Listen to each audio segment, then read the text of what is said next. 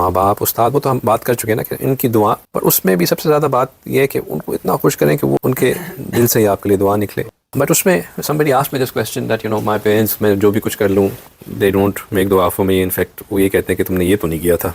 So there are two aspects to it. We are doing khidmat of our parents not because we want anything in return from them. We are doing khidmat of our parents first and foremost because this is a strict command from Allah subhanahu wa ta'ala, and there is no option that one should stop doing khidmat of one's parents if they are not nice to you. That is not an option.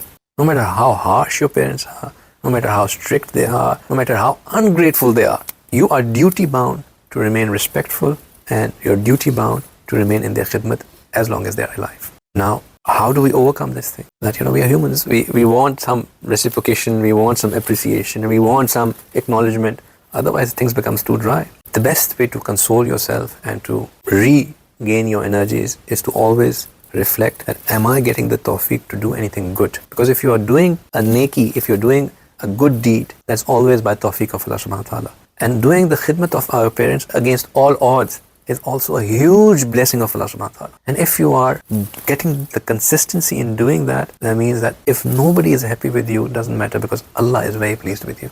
That's number one. That I'm getting the tawfiq to do this means that Allah is pleased with me. And the second thing is that now when you're doing it, you're going to get two rewards for it. First reward is for the khidmat of your parents, and the second reward is for the sabr.